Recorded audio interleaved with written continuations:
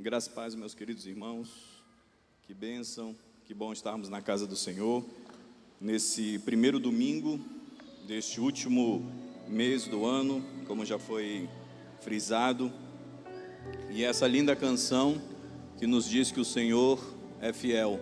O texto bíblico diz que ainda que sejamos infiéis, Ele permanece fiel. Quero saudar a igreja com a graça e a paz do Senhor Jesus, agradecer a pastora Sandra, pastor Maxwell, pela oportunidade de ministrarmos na manhã deste dia. E nós vamos estar falando sobre o viver para além de si mesmo. Mas antes disso, eu queria que, por gentileza, Eric, coloca para mim o QR Code do Instagram. Essa semana é a Semana da Bíblia, tá? Que domingo agora, no próximo domingo, é o Dia da Bíblia. No Brasil nós temos duas datas que comemoram o Dia da Bíblia. Uma data em setembro, que é comemorado pela Igreja Católica, e em dezembro pela Igreja Evangélica. E esta semana teremos uma ação alusiva a isto. Amanhã, às 21 horas, no meu Instagram, estarei com o professor Elton Marinho, tratando sobre a Bíblia, ele falando das experiências dele, falando um pouquinho sobre revelação bíblica. Na terça-feira teremos a irmã Cleide Pinheiro, na quarta nós teremos a irmã Valéria, que estará conosco, e na quinta nós teremos o irmão Eslon, que também estará falando sobre as suas experiências voltado à Bíblia, como eles tiveram contato com a Bíblia, como é que a Bíblia influenciou a vida deles, como é que isso impacta na vida do dia a dia, a sabedoria bíblica, tanto na condução da família, como dos negócios, carreira, e assim como um todo, tá? E você é o nosso convidado, aí está o QR Code, você que ainda não segue, você pode nos seguir, acompanhar, e vai ser um prazer estar com vocês, conosco, e assim também nós tratarmos deste assunto tão maravilhoso. Queridos, hoje nós vivemos uma época, obrigado, Eric, nós vivemos uma época em que as pessoas, um dos grandes problemas, ou três grandes problemas que nós enfrentamos, são problemas de aceitação. Nós temos problemas ligados à questão do reconhecimento e à questão também de propósito de vida. Infelizmente, nós vivemos hoje num mundo sem sentido, com pessoas que têm vidas sem propósito. Eles não sabem como viver, não sabem como conduzir a sua carreira. Muitos em função daquilo que foi imposto ao longo de todo o seu desenvolvimento de vida e da sociedade que nós vivemos. Hoje nós vivemos numa sociedade que é muito mais egocentrística, nós vivemos numa sociedade egolátrica, onde o egoísmo, ele é exacerbado. E isso não vem de hoje, isso vem dentro de um processo histórico. Quando você olha para o século XVIII e que você vê o movimento iluminista, o movimento de John Locke, que dizia que a razão é o guia infalível da sabedoria, ou que pregava a não autoridade externa e com isso combatia a autoridade da palavra do Senhor. E dentro de toda esta realidade que buscava a autonomia do homem olhar para dentro de si mesmo e encontrar todas as soluções para os seus problemas, hoje nós estamos colhendo fruto de todo esse processo. Pessoas que buscam aceitação, muitas vezes no meio de amigos, no meio profissional, buscando o reconhecimento dos seus pares, e ainda que estudem, ainda que se apliquem, ainda que busquem a excelência, muitas vezes vivem com um sentimento de frustração no coração. E nessa fase que nós estamos vivendo o ano, isso é exacerbado. Porque muitas vezes você que está aqui hoje, você está longe da sua família. Ou você sabe que os seus familiares não poderão vir estar com você, ou você se deslocar até ele. A própria questão climática que a gente está vivendo, vai viver um pouquinho mais. Esse período chuvoso, esse período mais, muitas vezes... que nos deixa dentro de casa, não nos permite sair, nos leva a essa vida mais interior. Muitas pessoas hoje se fecharam e vivem um ostracismo, não conseguem estabelecer amizade, vínculos de relacionamento mais sólido. E se pergunta como é que é possível isso dentro de uma metrópole com 1,5 milhão de habitantes e as pessoas se sentirem sós, isoladas. É porque as pessoas vivem em busca de aceitação, em reconhecimento e procurando um propósito para viver. São pessoas que não conseguem viver além de si próprio. Eu quero lhe apresentar a vida de um homem por nome Josué. Livro de Josué, no capítulo 5, nós vamos ler o verso 13 ao 15, depois o capítulo 6, verso 1 e 2, e eu quero lhe apresentar 4 princípios na vida de Josué, que fizeram com que ele fosse esse homem, que conseguiu viver além de si próprio. Josué não buscou aceitação de ninguém, Josué não buscou reconhecimento de ninguém, Josué não ficou como que uma pessoa cega tateando, buscando um propósito e um significado de vida. Josué conseguiu viver além de si próprio. E o texto nos mostra isso. Mas quem era esse homem? Esse homem, ele tem 80 anos de idade. Ele fora um escravo, junto com a sua família, e ele já estava na 4ª descendência de escravo. Mas Deus levantou um grande homem por nome Moisés, libertador, que os libertou da escravidão política do Egito. Ele sai como escudeiro de Moisés, eles saem de Gozém, atravessam o Mar Vermelho, descem a planície do Sinai, chegam no Monte Sinai, capítulo 19 do Êxodo, eles recebem a normativa, a lei, a Torá, a revelação, e eles percorrem um deserto, o deserto de Cádiz Barneia, por 40 anos. Ele sai com 40 anos de idade do Egito, de Gozém, e agora ele está entrando naquilo que fora chamado de terra prometida. Moisés chega em Moabe. Moisés tem 120 anos de idade, e a Bíblia diz que Moisés, eu imagino, já idoso, é como se ele subisse numa pedra e fizesse a pedra de seu púlpito, e tem uma multidão diante dele, como os senhores e senhoras, só que esta multidão que está diante dele não é a mesma multidão que saiu do Egito, porque todos que saíram do Egito morreram no deserto por causa da murmuração.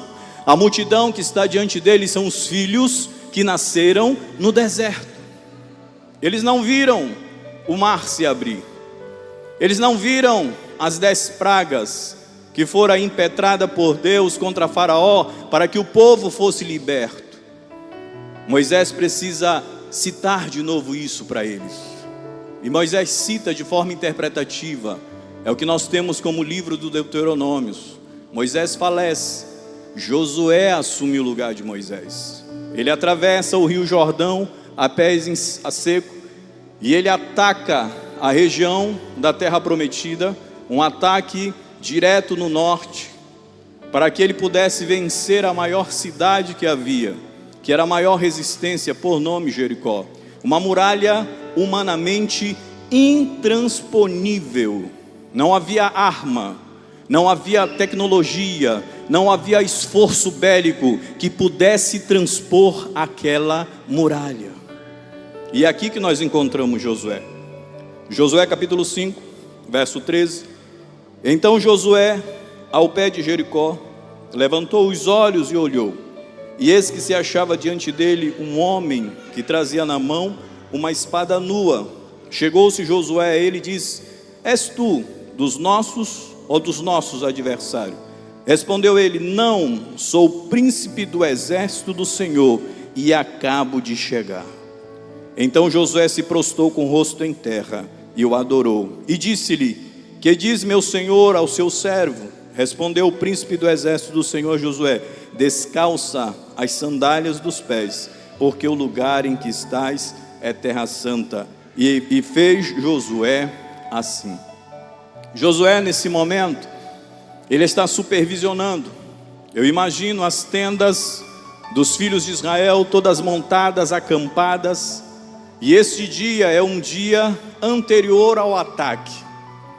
Josué está ali com uma responsabilidade muito grande. A primeira responsabilidade é substituir Moisés, o grande legislador, aquele que foi um grande general, aquele que foi um estadista, um príncipe egípcio, um homem versado na matemática, um homem versado na linguística, um homem versado na escrita, um homem que falava face a face com Deus. A Bíblia diz em Números que havia um local chamado de tenda do encontro. Moisés, ele ia para lá, e ele entrava na tenda, a nuvem da glória de Deus descia, Josué ficava do lado de fora. A Bíblia diz que Josué lia e acompanhava. Quando o Senhor chamou Josué no capítulo 1, ele disse: Josué, sê tu uma bênção. Ele disse: não te aparta deste livro da lei, nem para a direita, nem para a esquerda, porque se assim você fizer, você será um homem irresistível. Sabe o que te faz vencer as batalhas e as lutas? Não é você buscar a aceitação de pessoas que não aceitam a tua fé. Não é você buscar a aceitação de pessoas que não aceitam o Deus que você serve. Não é buscar a aceitação de pessoas que não entendem a tua ética e conduta de vida, porque ela é pautada na palavra do Senhor. Mas ele tem que substituir Moisés. Ele tem uma grande responsabilidade. E a Bíblia nos diz que Josué está se sentindo sozinho. Sabe aquela noite anterior àquele concurso público? Sabe aquela noite anterior ao dia do casamento? Sabe aquela noite anterior ao nascimento do filho? A uma cirurgia muito delicada?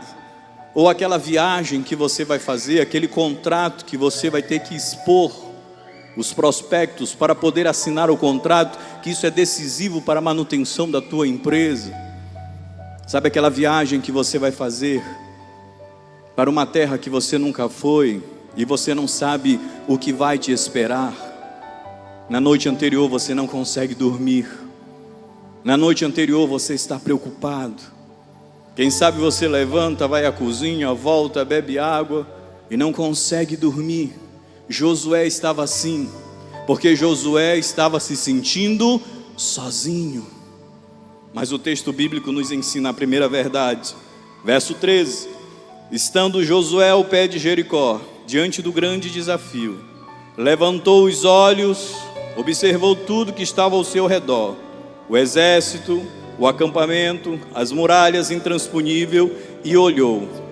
E eis que achava-se em pé diante dele um homem que trazia uma espada nua na mão. Sabe qual foi a primeira verdade que Josué aprendeu?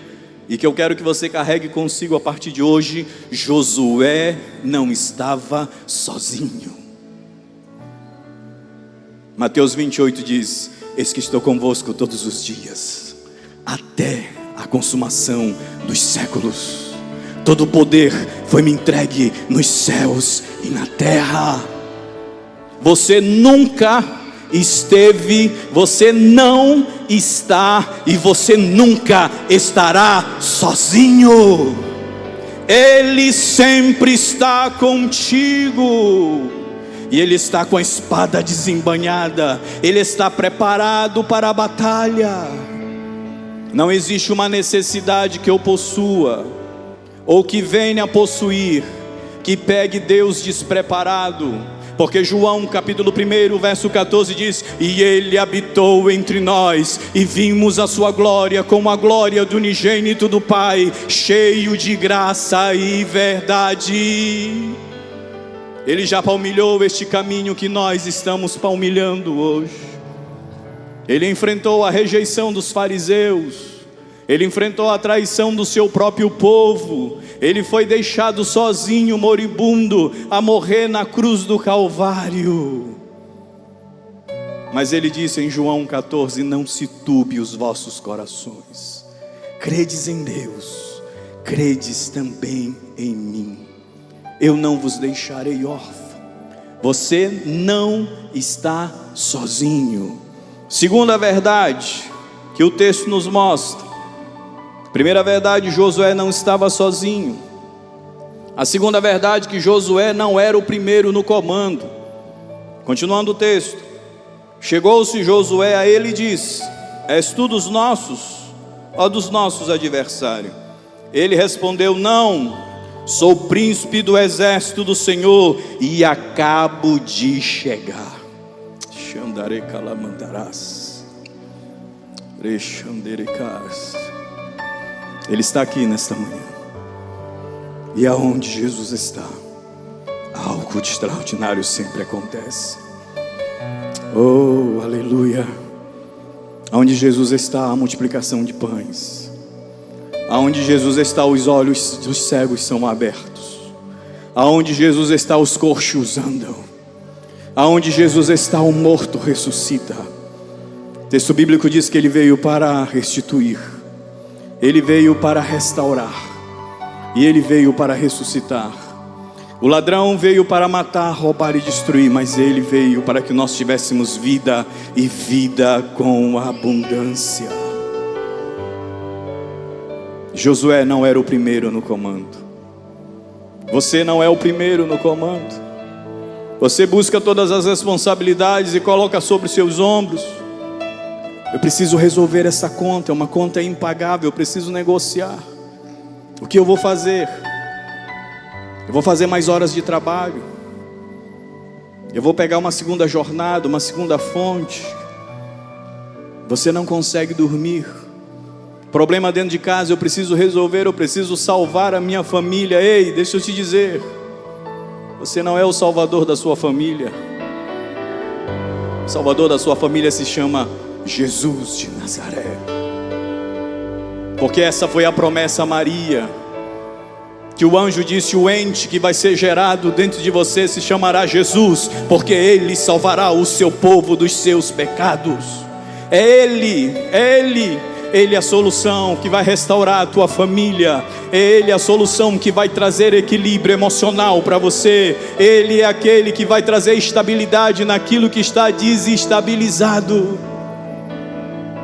Porque lá em Gênesis capítulo 1 diz: a terra era sem forma e vazia, e o Espírito do Senhor se movia sobre a face das águas. Um verdadeiro caos, uma verdadeira instabilidade. Mas no capítulo 2, a Bíblia diz que Deus, Ele plantou um jardim, e Ele colocou o homem para morar neste jardim. Ainda que esteja um caos, aquele que plantou o jardim do Éden, Ele pode plantar um jardim na tua vida. E mais que isso, Ele transforma o jardim num paraíso. Porque o que faz um jardim ser o paraíso não é a fauna e a flora exuberante, o equilíbrio perfeito do ecossistema. O que faz um jardim se tornar um paraíso é a presença de Deus neste lugar. Porque todo virado dia Ele estava lá. Aleluia. Ele quer que a sua vida seja um local de descanso, de bênção. Mas entenda, você não é o primeiro no comando. Não é você que precisa resolver todas as coisas. E continuando o texto: e então Josué se prostrou com o rosto em terra, e o adorou e disse: que dizes, meu senhor, ao seu servo? Nesse momento que Josué tomou consciência que ele não estava sozinho. Nesse momento que ele tomou consciência que ele já não era o primeiro na linha de comando, que não caberia a ele a estratégia final e definitiva. Ele disse: Senhor, então qual é a ordem? Qual é a estratégia? O que eu tenho que fazer? Como eu tenho que mobilizar as tropas? Era isso que ele estava pensando. Ele estava buscando uma solução com armas naturais. 2 Coríntios capítulo 10 diz que as nossas armas não são armas naturais, elas são armas espirituais para destruir as fortalezas do diabo. A nossa batalha não se batalha com armas naturais. E a Bíblia diz que o anjo do Senhor, o príncipe do exército do Senhor, dará a resposta para Josué. Quando ele disse assim: respondeu o príncipe do exército do Senhor, verso 15, a Josué: descalça as sandálias dos teus pés, porque o lugar em que estás é terra santa.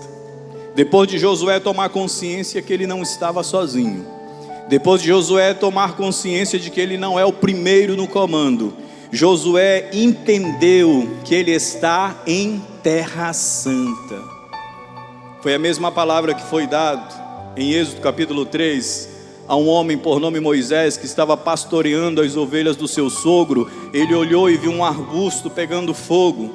Isso não chamou a atenção dele, porque no deserto a combustão espontânea é natural. Arbusto muito seco, calor muito alto, 40 graus, pega fogo mesmo. Só que Moisés olhou de novo, ele estava pegando fogo, mas ele não se consumia. Aí isso chamou a atenção de Moisés. Moisés, bom, um arbusto pegar fogo, isso é comum, sempre acontece. Mas ele pegar fogo e permanecer intacto, tem alguma coisa diferente. E ele vai se aproximando. E quando ele se aproxima, ele ouve uma voz que diz assim: epa Moisés, pare aí, tire a sandália dos teus pés, porque o lugar em que tu estás é terra santa. Foi a mesma palavra que o anjo disse, que o comandante do exército, o Senhor, disse: ó, você está em terra santa. Estar em terra santa significa adoração. Estar em terra santa significa consagração. Estar em terra santa significa ter uma vida de santidade. É como se ele estivesse dizendo: Josué, em primeiro lugar, você precisa estar com uma vida de santidade na presença do Senhor. E a santidade, ela é uma qualidade que na Bíblia se aplica primeiramente a Deus. E esse sentido ético do termo, ele se desenvolve a partir do significado majestáltico, ou seja, da majestade de Deus. É quando eu, pecador, eu tomo consciência da minha impureza, e em contraste com a santidade e pureza de Deus, eu vou buscar essa vida de santificação. E embora a santificação, ela seja distinta da justificação, porque o Pai, ele faz três coisas por nós. O Pai, ele nos perdoa, o Pai, ele nos adota, e o Pai, ele nos justifica. Nós cometemos o pecado contra o Pai, nós ofendemos a santidade do Pai, mas através dos méritos de Cristo Jesus na cruz do Calvário, ele nos perdoa. Ele poderia dizer muito bem: Giovanni, ó, está zerado, não existe mais dívida entre mim e você, você pode ir embora. Mas ele diz assim: Giovanni, está zerado, você está perdoado, mas eu queria que você ficasse, eu queria que você fizesse parte da minha família, eu vou te adotar como um filho. E essa palavra adoção, no contexto bíblico, na época de Paulo que usa essa expressão, era muito forte, porque no mundo romano, um pai, ele poderia contestar a paternidade de um filho que ele entendesse que não era filho natural, porque eles passavam muito tempo no campo de batalha, e quando voltasse, a esposa poderia ter engravidado de outro homem, não havia teste de paternidade. A legislação romana não se omitia a isso. Era comum você ver crianças abandonadas nas ruas de Roma. Mas quando uma pessoa, ela decidia adotar, ou seja, ela tinha consciência que aquele filho não era um filho biológico, mas ela escolheu que aquele filho fosse filho dela, ela não poderia abrir mão mais daquela criança, ela deveria cuidar até o fim. E este é o peso que tem. Mesmo eu não tendo condições de ser filho de Deus, Ele me adotou, Ele me chama de filho. Não existe necessidade de você buscar pertencimento, você já pertence à família de Deus, a família do Senhor. Todos pecaram e separados estão da glória de Deus, mas por sua graça e misericórdia Ele nos alcançou. A santificação também, ela busca a regeneração. Quando diz assim em Hebreus capítulo 12, verso 14: segui a paz com todos e a santificação, sem a qual ninguém verá o Senhor. Nós podemos então inferir que a santificação é uma obra livre da graça do Senhor, pelo qual nós somos renovados em nosso ser segundo a imagem de Deus. Mas a quarta verdade, para nós podermos finalizar nesta manhã, Josué do capítulo 6, verso 1 e 2, nos mostra da seguinte forma: ora, Jericó estava rigorosamente fechado, por causa dos filhos de Israel. Ninguém saía, ninguém entrava. Então disse o Senhor a Josué: olhai, entreguei nas tuas mãos, na tua mão, o seu rei e os seus valentes. Depois de Josué aprender que ele não estava sozinho, depois de Josué aprender que ele não era o primeiro no comando, depois de Josué aprender que ele estava em terra santa, ele precisa viver uma vida de oração, consagração, santificação, e Josué agora ele está com a vitória garantida. Ou seja, quando Jesus está no comando, a vitória é certa. Hoje nós lutamos batalhas que Jesus já venceu por nós.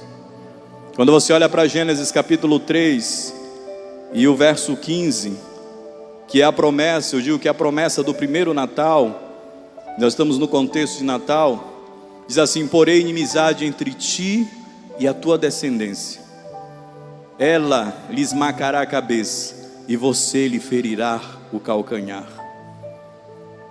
Naquele contexto, era um contexto de pecado, de queda.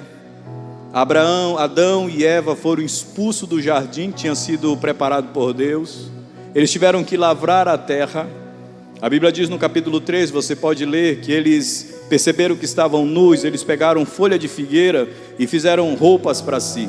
A folha de figueira, ela produz uma urticária, uma reação alérgica semelhante à nossa urtiga. Imagina, eles que não sentiam fome, não sentiam cansaço, não sentiam sede, agora estão sentindo a vergonha do pecado e estão sentindo efeitos no próprio corpo físico. Mas a Bíblia diz que o Deus de misericórdia, Ele matou um animal e fez roupas de pele de couro para eles. Mas mesmo assim, aquela primeira geração, eles não viram o cumprimento da promessa do nascimento do Filho de Deus. Hoje você ouve as pessoas perguntarem para você assim: você já está preparado para o Natal? Você já enfeitou a sua casa? Já colocou as luzes? Já está preparando a Santa Ceia? Natal é Jesus. E a pergunta que eu lhe faço é: você está preparado para Jesus? Porque a promessa é que Ele viria, e Ele veio, e o Verbo se fez carne e habitou entre nós, e vimos a sua glória, como a glória de um unigênito do Pai. Queria que você ficasse em pé no nome do Senhor Jesus.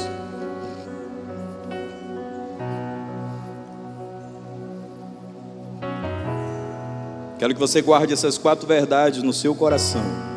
Eu vou ler de novo o texto, Josué capítulo 5, verso 13, e até o verso 2 do 6. Josué estava ao pé de Jericó, levantou os olhos e olhou. Josué estava se sentindo só. E eis que achava-se em pé diante dele um homem que trazia na mão uma espada nua. Josué percebeu que não estava sozinho. Chegou-se a Josué e lhe disse: és tu um dos nossos ou dos nossos adversários? Verso 14, respondeu ele: não, sou o príncipe do exército do Senhor, e acabo de chegar. Então Josué se prostrou com o rosto em terra, adorou e disse: que me dizes, Senhor? Primeira verdade, Josué aprendeu que ele não estava sozinho. A segunda, que ele não é o primeiro no comando. A terceira é que ele estava em terra santa. E a quarta é que a vitória já está garantida. Nós lutamos batalhas que Jesus já venceu por nós. E eu quero que você guarde esta verdade no seu coração nesta manhã, e que o Senhor possa te levar a uma vida de santidade. E entenda que a santidade é uma obra livre da graça do Senhor. É Deus que opera em nós, para nos fazer a cada dia morrer para as coisas erradas, para o pecado, para o mundanismo, e para vivermos uma vida de justiça e retidão na sua casa. Foi prometido que Ele viria, e Ele veio. O Verbo se fez carne e habitou entre nós. E quando Ele gritou no alto do madeiro: está consumado, o véu do templo foi rasgado de alto a baixo. Você não precisa buscar a aceitação de pessoas, você não precisa buscar o reconhecimento de pessoas, e existe um propósito de vida para você: você viver para a glória do Senhor, porque Ele é o caminho, Ele é a verdade e Ele é a vida que nos leva a Deus, tá? Minha pastora. Glória a Deus. Nós vamos louvar, e enquanto nós vamos louvar, nós vamos orar.